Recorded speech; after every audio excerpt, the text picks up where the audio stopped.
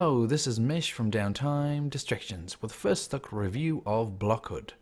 So before we get started, we define our first look review a little differently than a full review by three caveats. So the first one is the gameplay time is under 8 hours. Second one is the game has not been completed or beaten. And the third one is we still have room to gain more skills and knowledge across single or multiple facets of the title. But in saying all that, we still have good idea of how the game goes and we can give good feedback and express our opinion on it. So with that all out the way, let's jump in and see what Blockhood is all about. Okay, so here we go. This is Blockhood. So this is a game of neighborhood building and ecology, and in my opinion it's a balancing game as well. So this is created by Plethora Project. It's taken them about a year and a half. It's coming out on the 10th of March to Steam Early Access. It has been delayed before, so hopefully it's not delayed this time. Okay, so let us jump in and really get stuck into some gameplay and go over the UI. Okay, so first let me put some buildings down so we can get a good example of what's going on. So I'll stick a corridor down. So here we go. Just so we can get something, and then I can actually go over the menu and show you in a meaningful way what stuff actually does. So let's put a tree down. Okay, so hopefully this isn't going to turn bad for us. Okay, so what we have here is, I guess, the main menu, the options menu, and you can clear the blocks, start again, use your save, resume, and quit. Not a lot of options in the option menu, but it's sufficient, I guess. Could be a lot more, but I mean the game graphically is pretty minimal anyway, so that's okay. Okay, the analysis option. So as you can see here, this you need to keep this open all the time. This is really the bread and butter of this game, making sure the resources are working correctly. So as you can see, the resources for water are not good. I have no water, therefore my tree is not going to actually function. And my money is going down, my fresh air is going up, and my leisure is going up, but they're not going to start working until I give the tree water. So you can also see this by, if you look here, this is the data viz option, so you can see different things here, different views. So you can change to the decay data. See that starting to go red? He needs water or he will die. Production, red, he's not producing anything. Access data, he does have access, so these corridors give him access, but it's not really any good if you don't give him water. And net is structural data, which is kind of pointless, I think. So let's give it some water before it dies. And just a little bit of water from over here. Okay, and give it a second. See on the right there, it's the rate of production. That won't engage, that won't give the water to the tree until that first bar goes across. That in essence is every time that bar gets to the end, it produces what it's going to produce. So at the end of that, you're going to get 10 water and it's going to take away 1 money. So inputs and outputs are very important with this title. So there you go, we got 10 water, and now that tree should be fed. So let's check back to the data viz. And let's go to decay data. It's still decaying, but he's going to slowly get better, I hope. But it looks like it's getting better. Okay, so what else do we have? A few more buttons here, just kind of shortcuts. You can do all this on the mouse anyway, so you get a bit of a rotate and zoom in and out. And also you can move up and down. Oh, there you go, the decay is disappearing. Up and down, and also you got a bit of a tilt here as well, which is quite nice. If you really want to get stuck in from top-down view, there you go. Okay, so let's see what other buildings we have.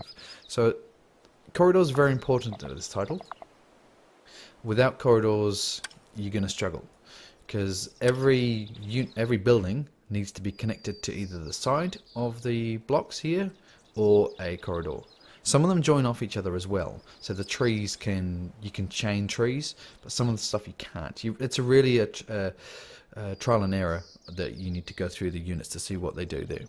So what else do we need? We could put some signage down there. It's no real point as yet, but there are signs to increase consumers. We can put a lamppost down. That might be cool. Put a lamppost there. Okay, so that's down, and you can actually rotate. So press the R key to rotate, whichever way you want there. We need some electricity, because this isn't going to work without electricity. So let's get something here. Let's get a windmill. It's always good to get a windmill. There is a day and night cycle, which is nice.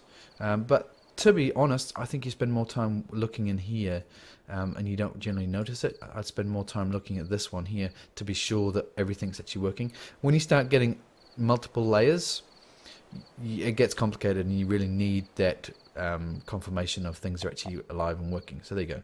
So he's got his power now, and now he's got generating power. The lamp should work. Cool little light there. Light is on. Okay, what else we got here? So these tabs here, for me, this one is about corridors and pathways. This one is infrastructure, so power and water and wastewater, dealing with that type of stuff. And this tab here is occupied buildings, I would call it. So your shops, your hotels, stuff like that. And this final one is nature and leisure. So let us chuck some other buildings down here. So we've got the power, we've got a bit of water, and let us put down a house. So put a small apartment down. Now, other thing to note here, so the access data is really key here. When you're first starting to figure stuff out, you really need to look in here. So as you can see, this building is pink, well, purple, and it's not gonna start producing anything because there are no corridors which connect to it. So you need to bear in mind that red arrow is the location it needs to be orientated for it to start working. So put it this way, and there you go. So now we'll start producing what it needs to do when that bar gets to the end of that. So it'll use input 1 fresh air, 1 electricity, 1 water, 1 leisure, and it'll output 3 labor, 4 grey water, 1 organic waste, and 2 consumers. So it's a real, that's what I say, it's a balancing act, and it's very micromanagement heavy between trying to get the right resources for the right structures. So now, because I need more electricity, so let's throw something else down here. So we could throw a solar panel down. Is that going to be enough? Yes, it will be. And my money's still going down. That's okay, because I haven't built any shops or anything like that. So just before we actually get into some discussion about graphics, audio, and gameplay and suggestions, and in a summary, I just wanted to mention the different game modes that we have available. So we have Sandbox, which was what I was playing then. So you can change the block size to not as high, so you can limit as 20 at the moment, and you can change the depth and the width. And that's really, it's up to you what you want to do with this one. If you want to test stuff out, if you just want to build the biggest neighborhood you possibly can, this is where you want to do it. Now, but the one that I find the most fun is this challenge here. So as you can see, I'm nearly finished. The only reason this is a first look review over a full review is because I couldn't finish number 12. I tried and tried and tried, and it beat me. I admit defeat. It's really tricky, that one. If I spend some more time, I might be able to get it. It's just very finicky. But yeah, so this stuff here, this is all probably where I think I should build on. So you're building, and you need to adhere to a certain rule. So I'll obtain 600 water. So the start is very simple. Obtain more than 10 knowledge. It's really this first one here is a bit of a tutorial. So these ones where it starts getting a bit tricky. So intermediate. So there's a positive and a negative here. So produce 1,000 units of electricity with less than 100 units of sickness.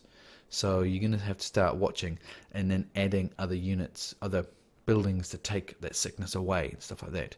When you start getting down here, it starts getting pretty hard. So creating 40 housing units is a feat in itself, and all this stuff. So create 30 hotel rooms with less than 100 grey water. So every hotel room you put in, you're going to have to counterbalance that with stuff to take away the grey water and the organic waste. So it gets tricky, that's for sure. These ones here, 10, 11, 12, they're pretty tricky. So they were good fun. Okay. As I said, so I'll put some footage in the background whilst I just go quickly over graphics, audio, gameplay, and suggestions in a final summary. And let us start with Graphically. Okay, so visually, as you can see, it's a very stylized look, but is it too oversimplistic? That's a personal preference. I mean, there's definitely a certain dearth of visual content. But what's on the screen is nice to look at. I think if you were to add much more, it's going to be too much on the screen. It's going to be too much noise, too much information, and too hard to work out what you're trying to figure out. So I can see why they've gone for that simplistic look.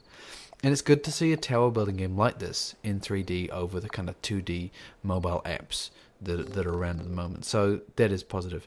So I'll give this a pretty good because I think the simplistic style is needed and it's functional. So yeah, let's move on to audio. Okay, so audio across the board, it's a pretty high quality. I found the ambient sounds quite nice. The UI and when you're adding and taking away buildings, that all sounded quite nice, quite high quality there. The soundtrack is a bit tricky because it's very relaxing, and I thought it fit very well with the style of game. But that might not be everyone's cup of tea. So, I mean, you can always mute it, right? And then play some of the music in the background. But that's just something to note. If you're wanting some fast-paced music in the background, this isn't it. It's got a nice, relaxing, soothing tone, always kind of playing. And it kind of fades in and fades out of its own accord. So I thought it was quite nice. I liked it. So audio, I'm saying, yeah, it's pretty good for audio. So the pith of any game is the gameplay. And this can be seen with similar titles to this, such as Sim Towers. So that title, even today, the gameplay is still awesome. Graphically, it looks very dated, but the gameplay is still good. And I think these guys have gone for the same with this. So graphically and audio, it's functional and it works. But the gameplay is really where this title shines. So the balancing act and the micromanagement is very good. It can be a lot more, and I see it's going to be a lot more coming in the future, according to the early access page. We'll wait and see for that one. But I like the fact that if you just go gung-ho and build 4 or 5 buildings, all of a sudden you're going to have a whole bunch of issues where you got too much waste coming out, you don't have enough power, and then you start adding, so you'll add more power to resolve that problem, and you'll find because you've added all that power, you now have too much pollution. And so you add more pollution, then you find you've got now too much waste from that it goes on and on and on and on and on. So you really need to think about it. But when you get it, a good build, you can really proliferate everywhere and build nice and high as well. So it's good. It feels good when you get that balance right. And I found a lot of more fun within the challenge mode over the sandbox mode. I mean, the sandbox mode is good to test stuff out and obviously maybe a couple of times build a massive 20 block high neighborhood. But for me, I found the challenges where the fun is because they're limiting you with certain things. So they're punishing you by not letting you have the full access to the resources. And while saying that as well, I guess let's go into suggestions. What I think this game needs going forward. It needs more consequences for bad decisions. By that I mean, if you build a whole lot of rubbish dumps and a whole lot of waste coming up, it mentions that you'll have that waste building, but there's no real consequence to it. I want it to get to a point and the buildings all start to, I don't know, you could say they start smelling or people are leaving and that becomes abandoned. It would be good to have some natural disasters in there. And I have read they're going to add a population module in the future, according to early access, which would be really good, and I'm really excited about that because that would be the icing on the cake for this title. Being able to have, click on a sim or whatever they call them, see how they're feeling, and have them react to what you're doing. And that's probably where things like the waste will really come into its own gameplay mechanic. So you've got too much pollution from power plants. The population moves out of a certain area, so then it's going to be a balance of trying to move them somewhere else. So there's a lot of potential with this title. I guess at the moment,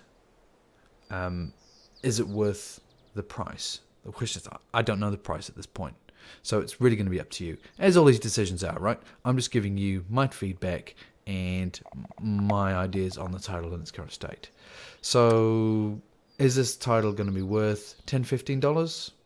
Yeah, that's a tricky one.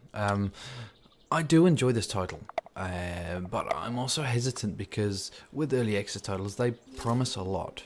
And as many people know, people have been burnt by that promise before.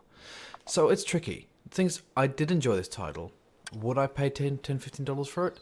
Probably would. But I have an affinity to building games like this, so I don't mind that. If you're on a fence with this title, maybe wait to see if these guys do come through with I guess probably the biggest mode I think it needs is the people mode. So when they start adding people and you get the sim people in there doing work and walking around and stuff like that and adding that extra feature. If you do enjoy the sim building games, maybe pick this one up. You know, I did enjoy the gameplay of the ecology and the synergy and the micromanagement. I do enjoy that, but then, as I say, I have an affinity for these types of games, so I might be biased with that opinion. But you know, I've given you enough detail here to make your own decision, and when we know the price, you can make the call. But so I'll leave it here. Let me know if you get it. Let me know if you like it. Give me some feedback down below. Give me a like if you like the video, and please subscribe. It really helps us out going forward. And I'll see you next video.